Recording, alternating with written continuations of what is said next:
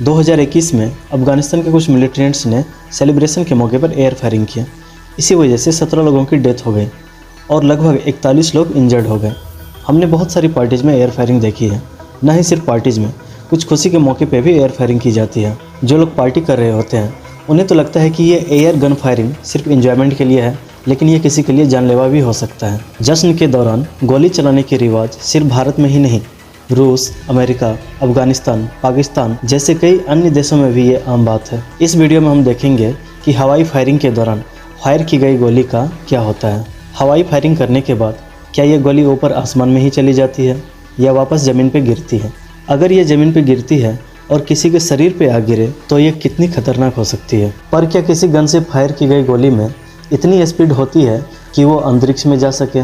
अगर ये मान ले कि पृथ्वी पे वायुमंडल नहीं है तो पृथ्वी की सतह से किसी भी चीज़ को अंतरिक्ष में पहुंचाने के लिए कम से कम 11.8 किलोमीटर पर सेकंड की वेलोसिटी से फेंकना होता है। इसे एस्केप वेलोसिटी कहते हैं। पर हमारे पास जो गन है उसकी स्पीड एस्केप वेलोसिटी की स्पीड से लगभग 9 गुना कम है। इसलिए अगर मान भी लिया जाए कि पृथ्वी पर कोई वायुमंडल नहीं है, फिर भी गोली पृथ्वी के ग्रेविटेशनल फोर्स से नहीं बच पाएगी और वापस पृथ्वी पर आ गिरेगी। लेकिन पृथ्वी पर वायुमंडल है, इसलिए एयर रेसिस्टेंस की वजह से गोली की अधिकतम स्पीड और भी कम हो जाएगी। गन के बारूद में होने वाले ब्लास्ट गोली को जिस अधिकतम वेलोसिटी तक एक्सेलरेट कर सकता है, अगर उस वेलोसिटी पर भी बुलेट को सीधे ऊपर फायर कर दिया जाए तभी भी बुलेट वायुमंडल की सबसे निचली लेयर ट्रोपोस्फेयर को भी पार नहीं कर पाएगी।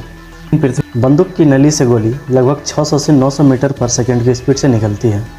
इसे मसल वेलोसिटी कहते हैं। जब एक AK-47 से फायर किया जाता है तो बुलेट की स्पीड लगभग 715 मीटर पर सेकंड होती है, जो कि साउंड की स्पीड से डबल है। और एक गोली का वजन 5 ग्राम का होता है, जो कि लगभग 1 रुपये के सिक्के के बराबर है। पर गोली की इतनी ज़्यादा वेलोसिटी होने के कारण इसमें 16 मंजिल की इमारत से गिराई गई ईंट जितनी ऊर्जा होती है। ये ऊर्जा बस एक छोटी सी गोली में जमा होती है, इसलिए यह गोली किसी को जख्मी करने के लिए या मौत देने के लिए सक्षम है। जब एक गोली को सीधे ऊपर फायर किया गया हो, ये सेम स्पीड से तभी गिरेगी जब वायुमंडल ना हो, जैसे कि चंद्रमा। जब एक गोली को फायर किया जाता है तो ये बहुत तेज़ स्पीड से बाहर निकलती है, पर ग्रेविटेशनल फोर्स और एयर रेसिस्टेंस के कारण इसकी स्पीड कम होती जाती है और अंततः एक पॉइंट पर जाके ये रुक जाती है और इसके बाद गोली नीचे गिरने लग जाती है और ग्रेविटेशनल फोर्स 9.8 मीटर पर सेकेंड स्क्वायर की स्पीड से इसकी एक्सेलरेशन को बढ़ाने लगती है। इसी टाइम हवा गोली पे उल्टी दिशा में घर्षण बल लगा रही होती है, जिसकी वजह से गोली की स्पीड थोड़ी कम होती जाती है। ग्रेविटेशन के कारण जैसे जैसे गोली की वेलोसिटी बढ़ती जाती है, वैसे ही गोली पे हवा का घर्षण बल भी बढ़ता जाता है। और एक समय ऐसा आता है जब गुरुत्वाकर्षण बल और हवा का घर्षण बल दोनों बराबर हो जाता है। इस स्टेट में गोली पे कोई नेट फोर्स नहीं लगता है और गोली की वेलोसिटी बढ़ना बंद हो जाती है। और अब चाहे गोली कितनी भी नीचे गिरे, इसकी वेलोसिटी नहीं बढ़ती है। ये वेलोसिटी गोली की आखिरी वेलोसिटी होती है, जिसे टर्मिनल वेलोसिटी भी कहते हैं। गोली धरती पर भी इसी टर्मिनल वेलोसिटी से गिरती है। एक्सपेरिमेंट से पता चला है कि गोली धरती पर गिरते दौरान 60 से 90 मीटर पर सेकेंड की टर्मिनल वेलोसिटी टच कर लेती है। बुलेट जिसे ऊपर की ओर फायर किया गया था, अगर वो बिना हिले डुले सीधे नीचे गिरे तो इसकी स्पीड काफ़ी ज़्यादा हो सकती है, पर आमतौर पर ऐसा होता नहीं है। जब बुलेट नीचे गिरती है तो इसकी वेलोसिटी बुलेट से फायर की गई वेलोसिटी की तुलना में मात्र 10% ही रहती है।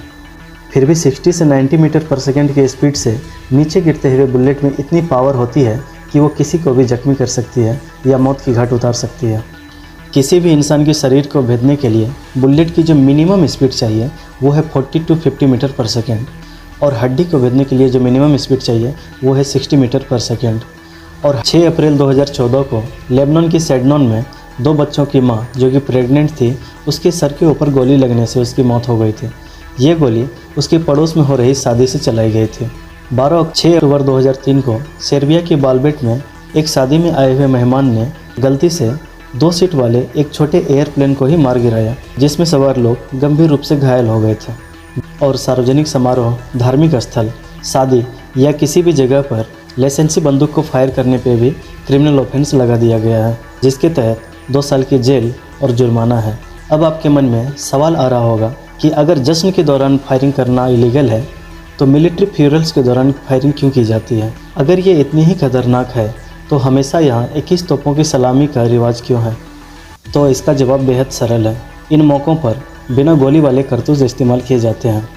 अगर आपको वीडियो इन्फॉर्मेटिव लगा हो तो वीडियो को लाइक शेयर करें और चैनल को सब्सक्राइब करें। जय हिंद।